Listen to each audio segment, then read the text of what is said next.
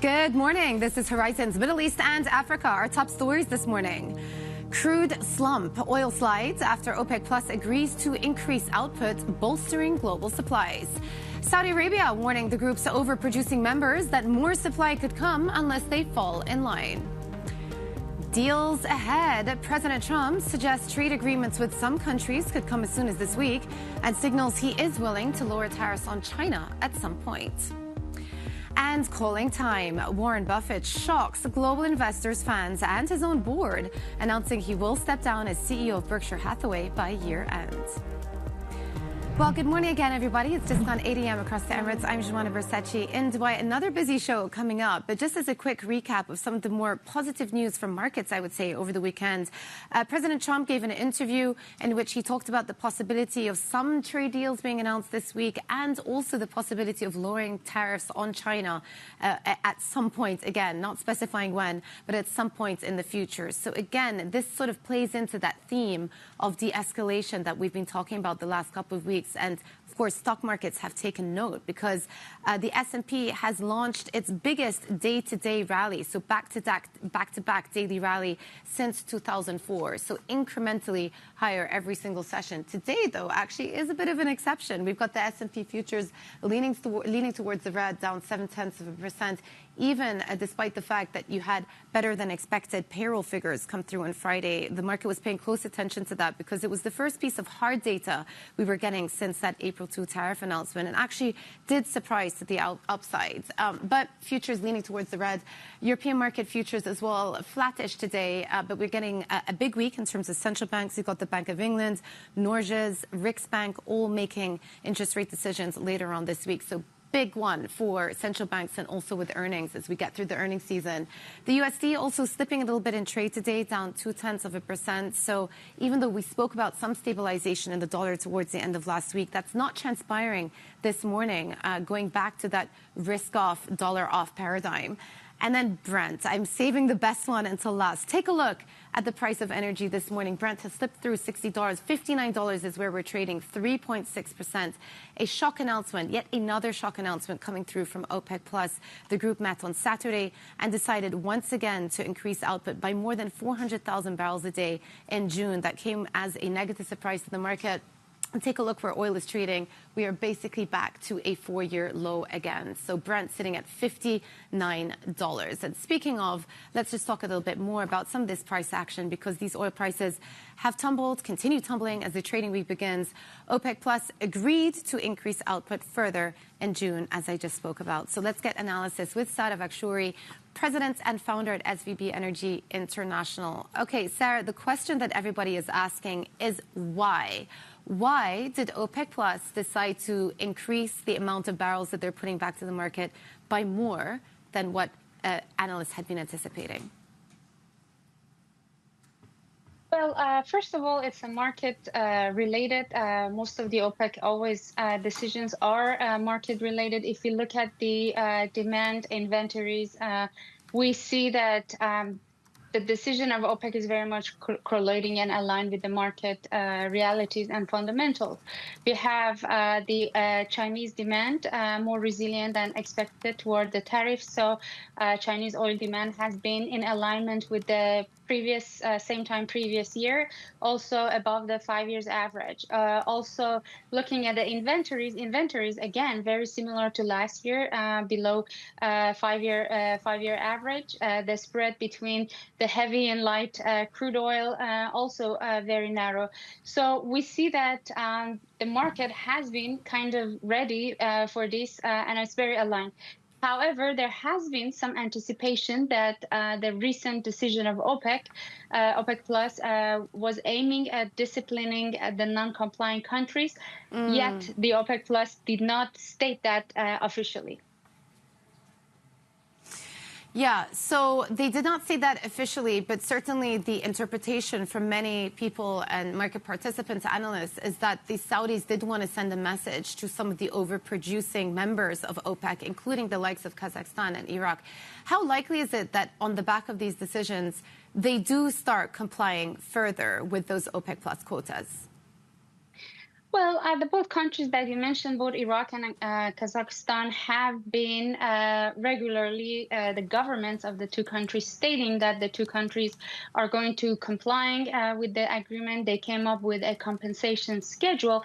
But just a day before the OPEC meeting, we had the interview of Chevron CEO regarding their investment in Kazakhstan in Tengiz field.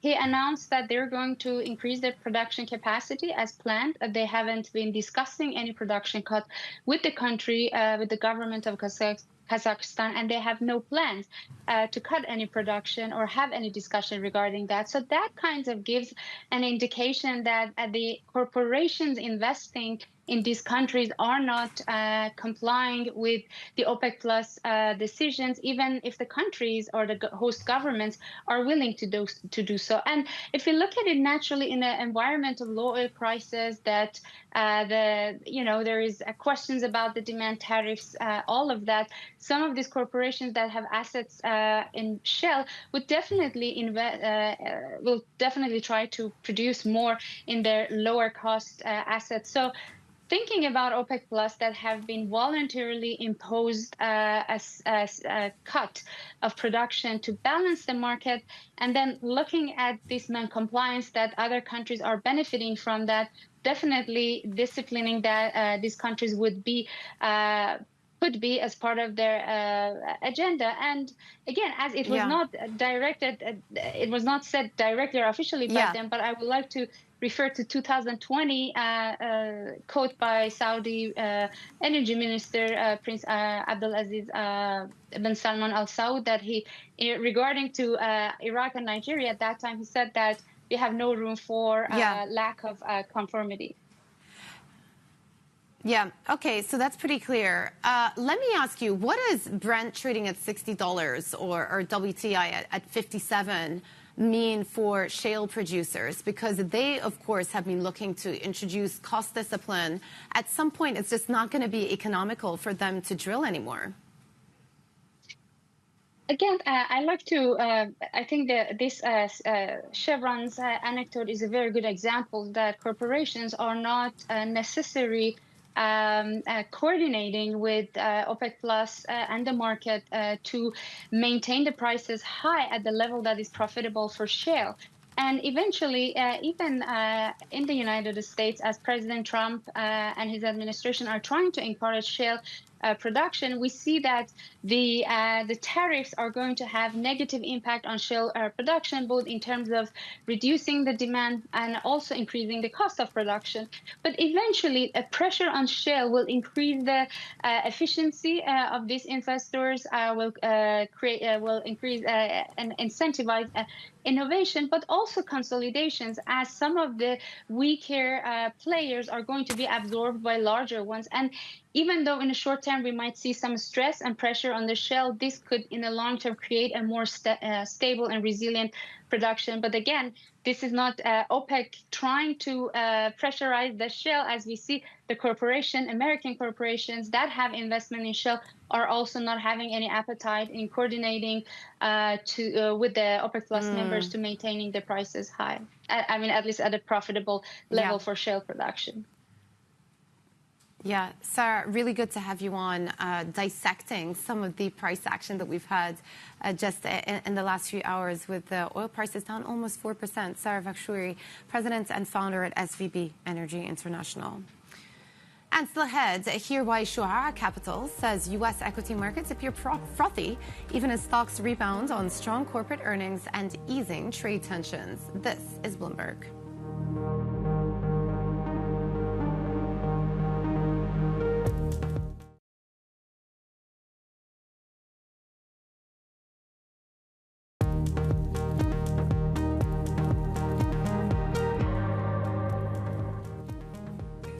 Welcome back to Horizons Middle East and Africa. I'm Joanna Bersachi in Dubai.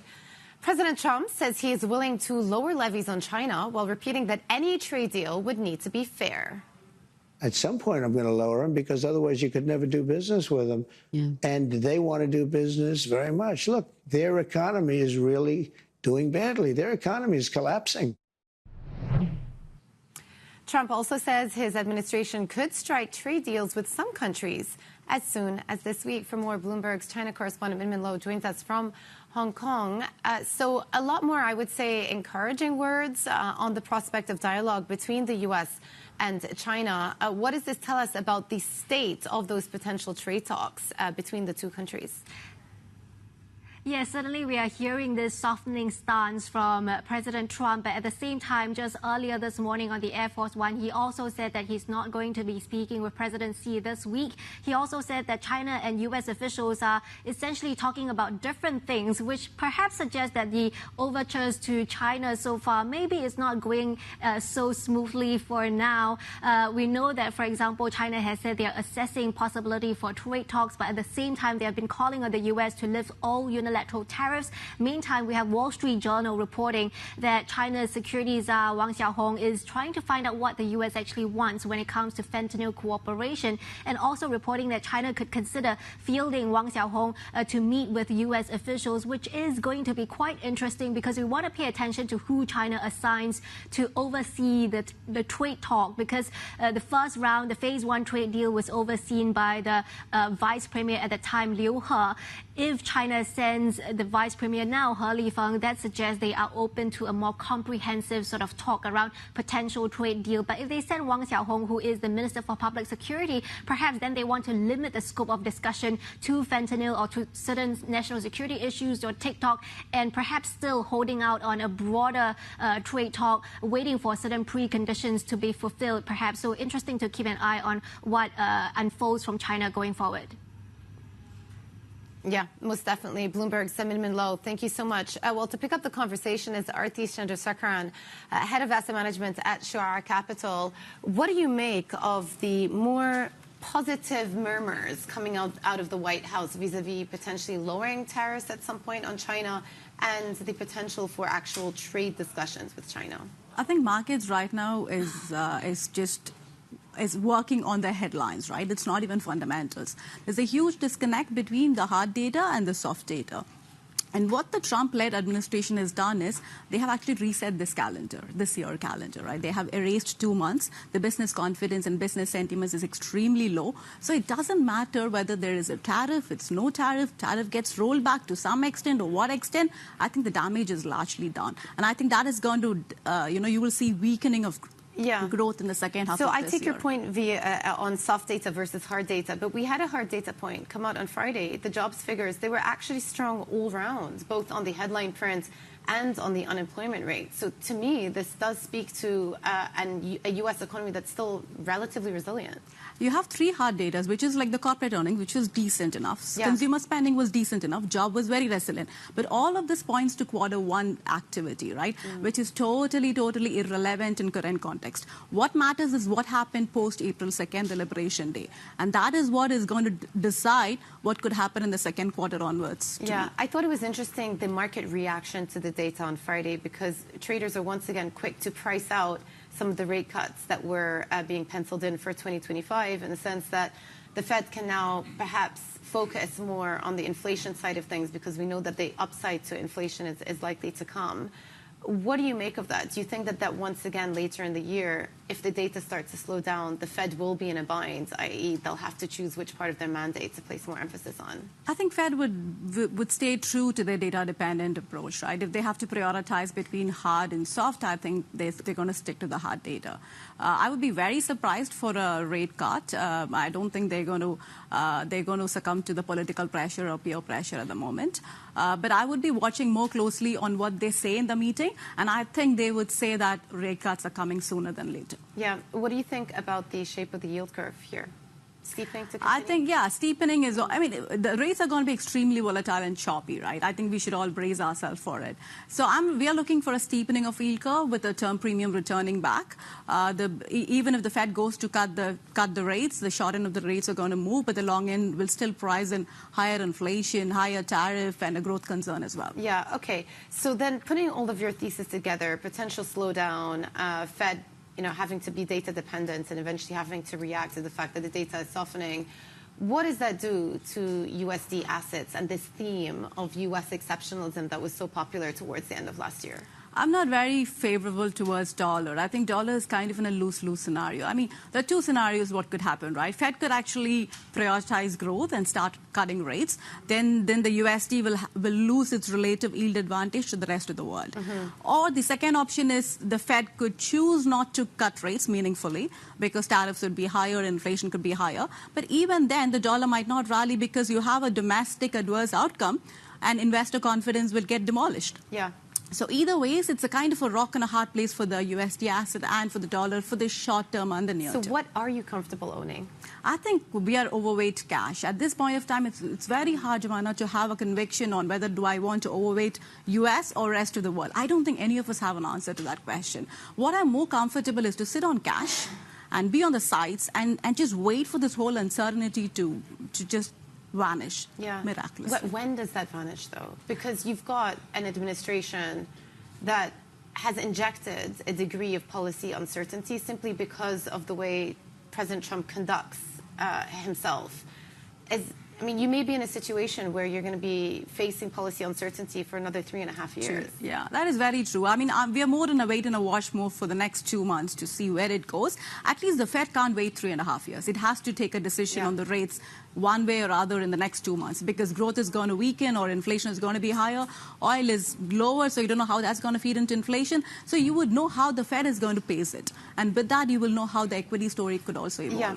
Let's just round up with the big story of the weekend, the massive drop in oil prices that we're seeing this morning. How do you think that's likely to impact the region that we're in right now? I think the region will be in a very difficult situation, more so Saudi, for example. Saudi equities, I would be a bit more cautious, given that you have a lot of Vision 2030 spending and all of that coming in. But I don't think Saudi is totally dependent on oil like how it was, right? So they can always go and raise debt and they can always cover up for their spending and deficit. But Saudi needs close to about $90 of oil for a break even. So you might see some kind of a pullback in spending. But I think the most best place to be is Dubai, given and UAE position yourself. Yeah, well, certainly that came through in the IMF forecast as well. UAE and Qatar are standing out. Really good to chat to you. Thank you so much for your perspectives. Aarthi Chandrasekaran, Head of Asset Management at Shuaa Capital. President Trump says he would further extend the deadline for TikTok to be sold to a U.S. owner if needed. Speaking to NBC, Trump said he has a little warm spot for the popular app and would like to keep it available for Americans. The president has twice extended the deadline for ByteDance to divest its U.S. operations. President Trump says he's planning to impose a 100% tariff on movies produced overseas. The move will extend his restrictive trade policies on U.S. imports to the entertainment sector for the first time. It remains unclear how such duties would work or how such works would be valued for tariff collection purposes. And coming up, Abu Dhabi's ADQ has more than doubled its assets in 4 years. We look at what the $251 billion fund future plans look like. Next, this is Bloomberg.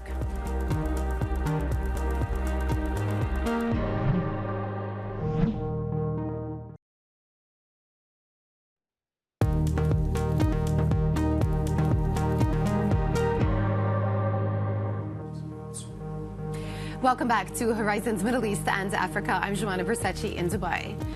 Israel is promising a harsh response to a missile strike by Houthi militants that penetrated its aerial defenses and struck near the country's main airport. Israel's military says the missile evaded several interception attempts due to a technical issue. The Prime Minister, Benjamin Netanyahu, signaled his country holds Iran responsible and will respond accordingly. And Abu Dhabi's sovereign wealth fund, ADQ, has more than doubled assets in 4 years, boasting a portfolio that spans from a stake in auction house Sotheby's to the Emirates flagship airline. Bloomberg has been looking at what's next for the quarter trillion, that's 250 billion, because that's easier for me to say, in a rare interview with its CEO. Joining us now for more is Bloomberg's Nicolas Parisi. Good to have you with us, and really interesting that you had a sit-down with ADQ's CEO. Just talk to us about how they've accumulated these assets the last few years and what their strategy is. So ADQ is a relative newcomer to the sovereign wealth fund scene in Abu Dhabi, only started in 2018. And received a lot of assets. A lot of assets were transferred to them, so they acted as a sort of holding company, but with a strategic focus. And the overall strategic focus is critical infrastructure, as they call it, and logistics. And under that umbrella, they've been making headwinds over the recent years, deploying a lot of money in a place that is already deploying a lot of cash, has a lot of cash. And they've been one of the most active sovereign investors, with a lot of investment banks circling around them and looking to do deals. Okay, so Nicolas, maybe for the viewers who aren't as familiar with you are and the Middle East Money team, can you just highlight the differences between these three major sovereign wealth funds that Abu Dhabi has? You've got ADIA, you've got Mubadala, and you've got ADQ. How do they differ? I think ADIA has originally been far more active in international markets. There was also their mandate. They have to invest outside the UAE. There's all about reserve management, diversifying the economy. Obviously, there's a lot of more money that goes into fixed income and equity markets. And ADQ, on the other hand, has a very strategic focus. It's trying to address these weaknesses, they call it white spaces, in the economy. Are we weak? For example, you saw this during the pandemic. Food security, a really big thing. And they went straight into it and started buying assets to address these white spaces. It's a sort of long-term strategic. What about some of the international plans that ADQ has? And a reminder also to viewers, we talk about Egypt a lot on the show, but the chunk of investment that came through from the UAE was via ADQ last year. Yeah. They're still very much domestically focused. There's this statistic that's quite telling that 25% of the non-oil economy in Abu Dhabi is in ADQ's hands. But over the years, they've become more international. We've seen it through some of these investments like Sotheby's. Obviously, Louis Dreyfus was another big one.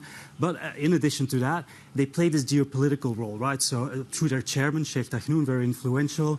There's an element of that. When they go to Egypt, they go to Turkey. ADQ is one of those vehicles that is being used. You mentioned the $35 billion investment in Egypt. But there's also, for example, recently in the US, been an energy partnership where they also contributed billions. Yeah, it's interesting also that the CEO of ADQ is also the UAE Minister of Investment. So that tells you a lot about how they're thinking about the strategic priorities of the sovereign wealth funds. Nicolas, thank you so much. And of course, you can catch Nicolas and the team's article on back of that interview with the CEO on the terminal. And for more of these stories at the intersection of money and power in the Middle East, don't forget our Mideast Money newsletter. It is out on Mondays, that is today. Sign up on the terminal or at Bloomberg.com. Okay, let's switch over. Equity futures, I'm going to run through these quickly. Equity futures are leaning towards the red, as you can see, but the main action today has all been in oil. Take a look at the price of oil. We're down almost 4%. Brent is trading through $60. $59 is where we're at after that surprise increase in OPEC plus production, much larger than what people had been anticipating for the month of June, an increase of more than 400,000 barrels a day. All right, coming up, we speak to the CFO of ADNOC Gas, Peter Van Driel, as first quarter profit beats estimates. This is Bloomberg.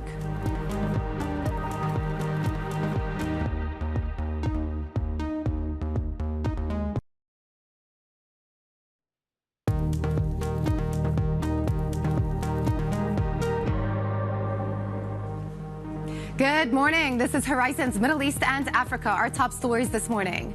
Crude slump. Oil slides after OPEC Plus agrees to increase output, bolstering global supplies. Saudi Arabia warning the group's overproducing members that more supply could come unless they fall in line. Deals ahead. President Trump suggests trade agreements with some countries could come as soon as this week and signals he is willing to lower tariffs on China at some point. And calling time. Warren Buffett shocks global investors, fans, and his own board, announcing he will step down as CEO of Berkshire Hathaway by year-end.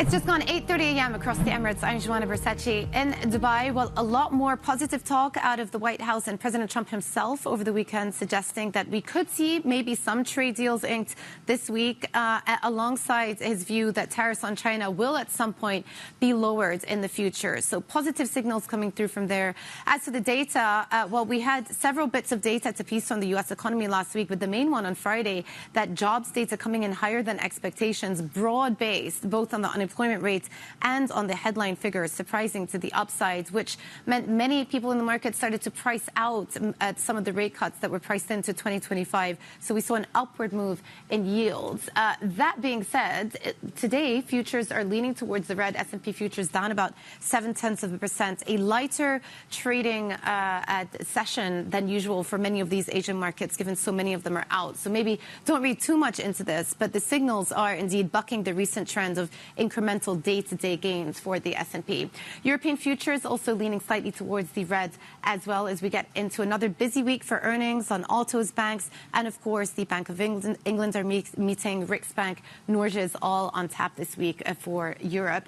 USD slipping a little bit in trade today, down 0.3%, and then oil, the big one today, down 3.7%. Brent is trading through $60. $59 is where we're at now. Surprise announcement by OPEC Plus on Saturday morning to increase the amount of oil that they're putting back to the market in June by more than 400,000 barrels a day. That is more than the markets and indeed analysts had been pricing in.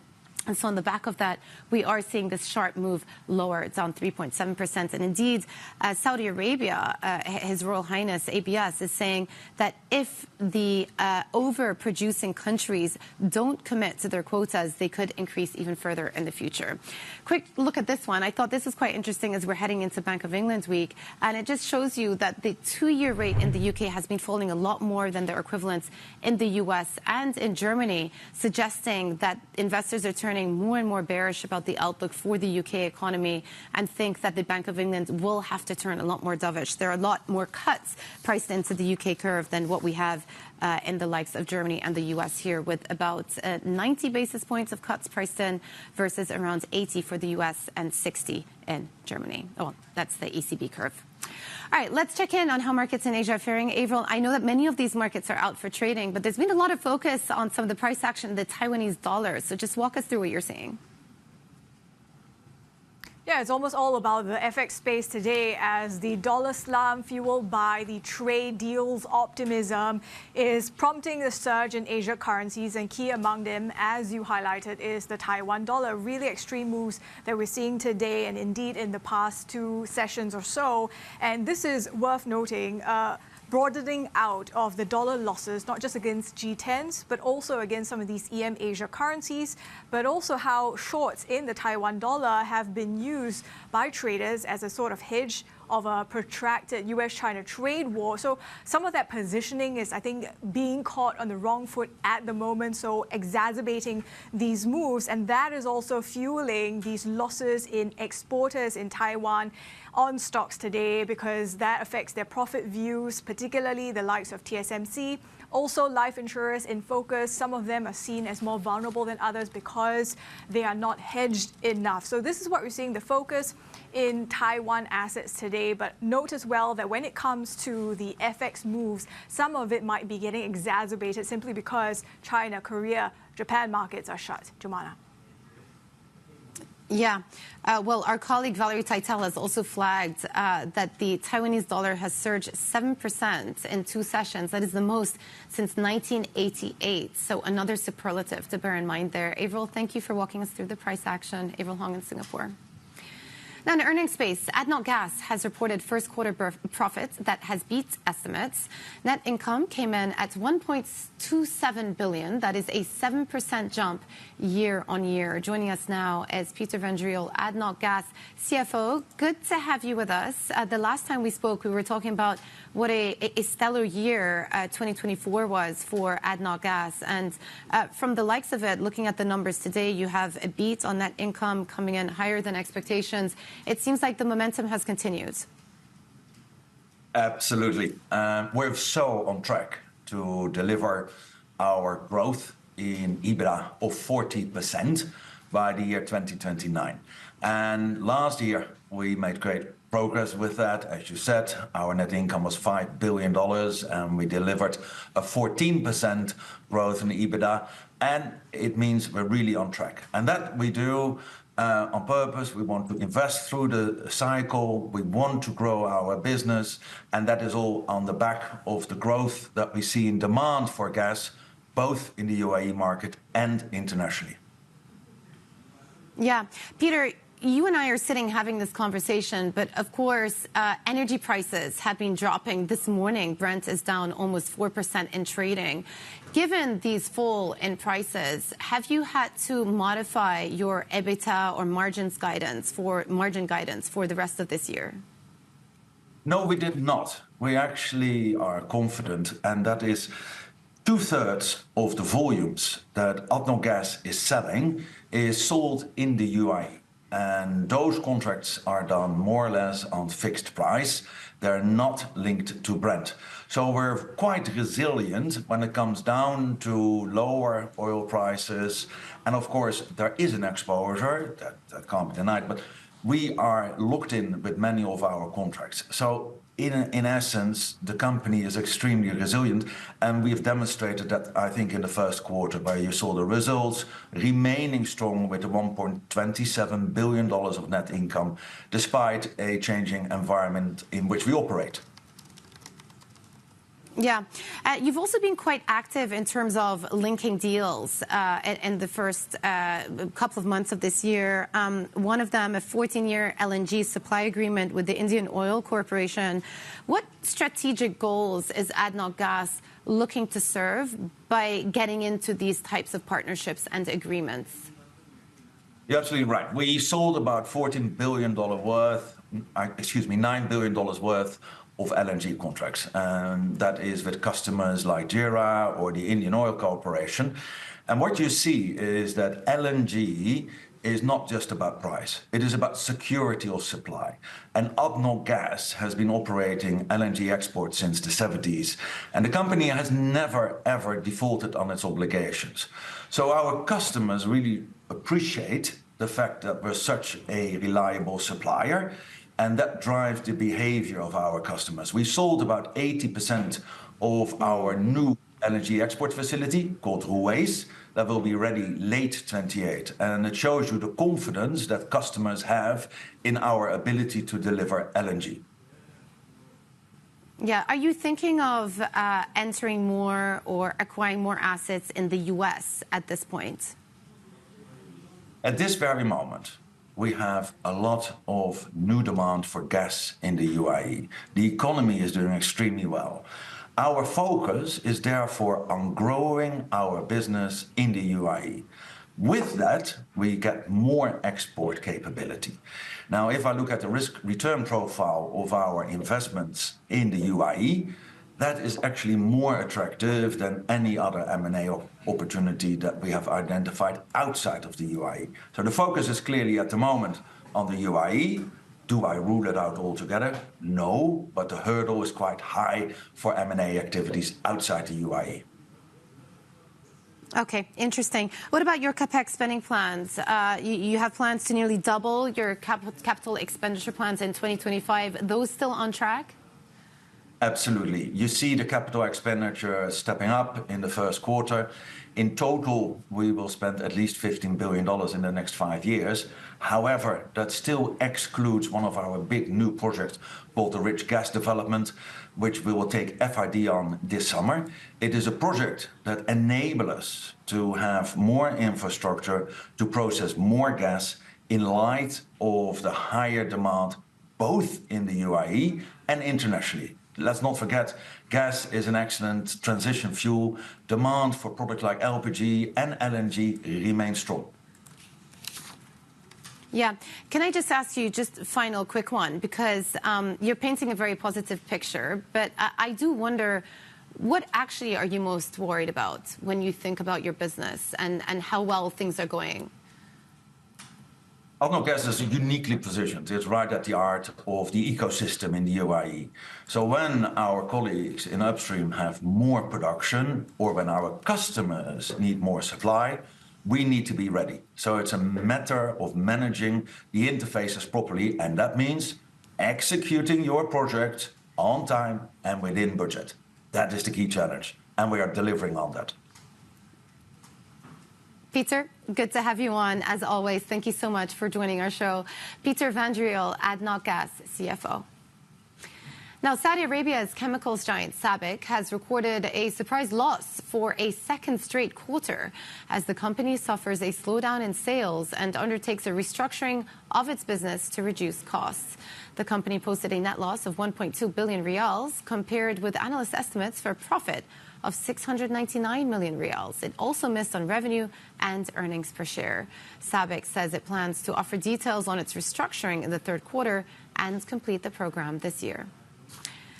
Middle East countries have shown interest in or completed deals for at least $6 billion of African energy assets in recent weeks. The appetite for large investments on the continent is part of a strategy to diversify income streams for the Gulf states. Jennifer Zabazaja is our chief Africa correspondent and joins us now from Johannesburg. Jennifer, talk us through what we know about these potential deals between the Gulf and African nations. Right, Jumana, if we just take a look at some of these deals, we have some reporting, as you mentioned, that we could see deals exceeding around $6 billion between these two nations, between these two regions over the next few weeks. And that is coming from just a few sources. You can see there a few of the deals that we are expecting. There's some reports about Abu Dhabi's national oil company shortlisted to buy Shell's downstream assets here in South Africa. There's also some reports about increased interest in energy deals. Dubai's private investment office, Alpha MBM, reportedly they've scooped up 60% stake in Uganda's upcoming refinery. And then, of course, there's some other deals that we are expecting to come over the next few weeks.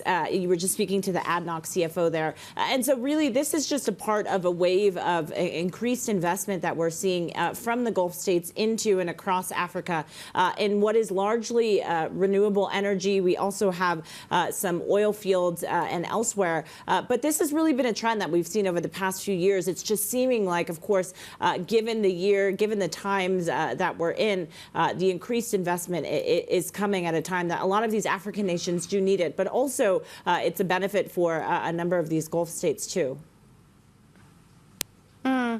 Let's maybe talk a little bit more about what's on tap for these energy investments. What sort of potential is there for deals between GCC nations and some of the African nations? And maybe you can walk us through a couple of examples. Right. So we've heard from a number of officials that we have been seeing over the past few weeks and months increased meetings. Let's just take between Saudi Arabia and South Africa as one example, increased meetings looking at investment across a range of different assets. We were talking about renewable energy there. There's also, of course, port infrastructure, some reports of investments that are coming from there. But if we just take a step back, Jumana, and just take a look at the range of investment that we've seen over the past few years, there's some reports that say trade between Africa and the UAE has actually increased 38% in the 2 years through 2023, exceeding $86 billion. The UAE has, of course, been one of the leading investors, at least coming from the Gulf states, into the African region. But we're seeing the likes of Qatar, Saudi Arabia, and others trying to, of course, figure out ways to insert their own soft power influence and, of course, the hard power currency that comes with that. And this is coming at a time that we've seen waning investment from Chinese investors, of course, and then there are the likes of Western investors who have stepped back as well. And so I was just alluding to it there, but this is, of course, hard assets that we're seeing investors putting their foot forward here. But there's soft power that comes with it, and they're finding that they have more influence as they have more of these deals that are initiated over the past few years. Yeah. Jennifer Zabazaja, our chief Africa correspondent in Johannesburg, thank you so much for the reporting. Thanks. Now, the U.S. has approved the sale of weapons worth an estimated $3.5 billion to Saudi Arabia ahead of a planned visit by President Donald Trump to the Gulf Kingdom this month. The State Department says it has notified Congress of the possible sale of 1,000 advanced medium-range air-to-air missiles to Saudi Arabia and 50 guidance sections, as well as logistics and program support. And coming up, oil sinks as OPEC Plus agrees to an output hike. We discuss supply and demand next. This is Bloomberg.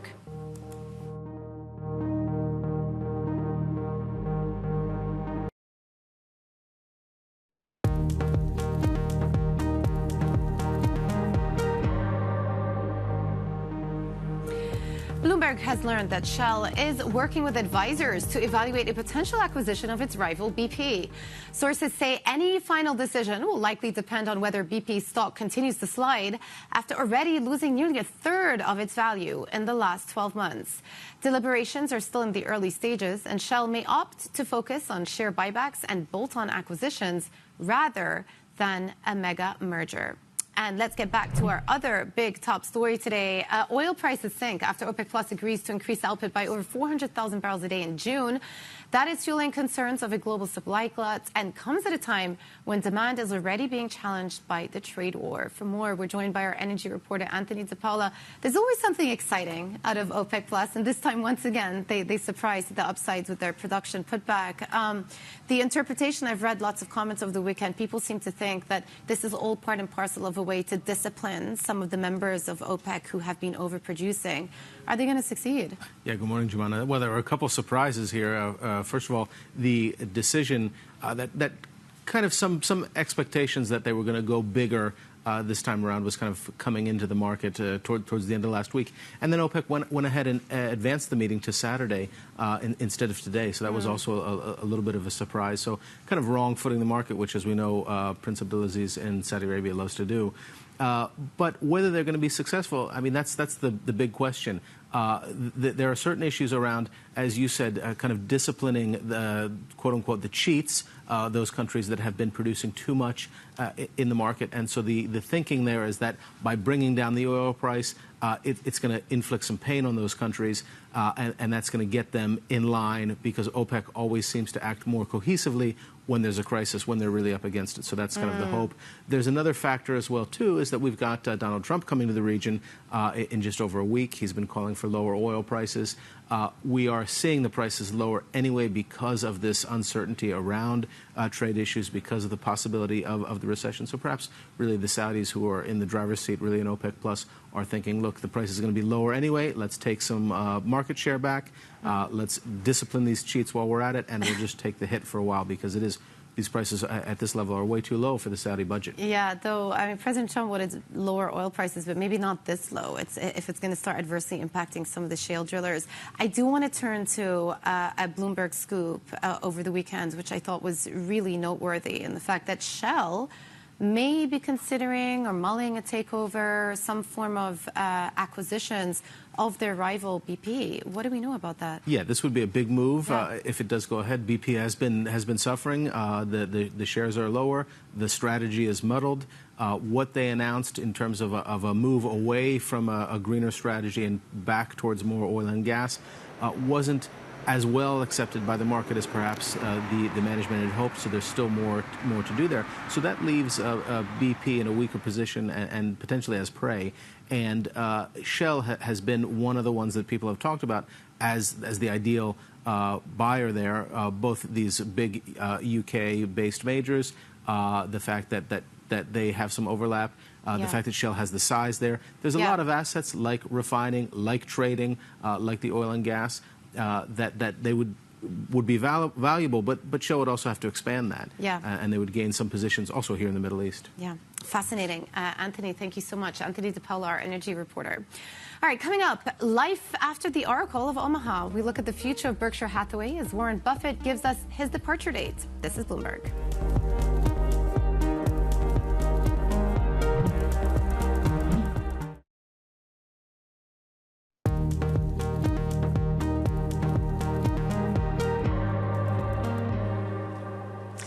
Legendary investor Warren Buffett waited until the final minute of his 60th shareholder meeting to announce his plan to retire, shocking investors, fans, and even his own board. Taking over the $1.2 trillion Berkshire Hathaway will be Canadian-born energy executive Greg Abel. For more, we're joined by Bloomberg's Charlie Wells. Well, Charlie, talk to us about the legacy Warren Buffett is going to be leaving at Berkshire. End of an era. Certainly end of an era. And Jumana, we all knew this day would come, but that announcement still came as such a surprise. And it really does just speak to that legacy to the tune of 5.5 million%. That is the astronomical return from 1964 to 2024 that Berkshire was able to achieve with Buffett's leadership of this company. And he really transformed himself into one of the world's most famous value investors, holding investments for the long term. And as simple as that seems, it is actually incredibly difficult to find these, quote, wonderful companies that Berkshire talked about that also remunerated him and the company quite well. What does Greg Abel bring to the table as CEO? It's really interesting. So he represents a bit of a change at Berkshire Hathaway over time, moving from a really strong emphasis on stock picking and insurance more towards running the constellation of companies ranging from railway operators to furniture manufacturers to chocolate companies. He really has that corporate leadership experience, less experience on the stock picking front. And that's something that a lot of investors have wondered about. And also how he'll handle a number of the challenges that Berkshire has, including the $350 billion cash pile that this company has amassed over time, because Buffett himself has said he hasn't seen a lot of good opportunities to take part in deals. But deal making is something that Abel certainly has established a track record for over time. Yeah, most definitely. Bloomberg's Charlie Wells, thank you so much with a recap of major news over the weekend, with Warren Buffett announcing that he's stepping down as CEO. So, yeah, a big one for anyone who's been closely watching Berkshire Hathaway and the career of Warren Buffett, a legend in the industry. All right, a quick look at equity futures. Leaning towards red today, a risk-off session. S&P down 0.8%, Nasdaq similar amount. European markets also seen opening down in the red, about 0.2%. Another big week coming up in terms of data. Fed meeting this week, and a bunch of European banks reporting as well, central banks as well, with their decisions out of Bank of England, Norges, and Riksbank. So all that's coming up this week. But that was it for our show today, Horizons Middle East and Africa.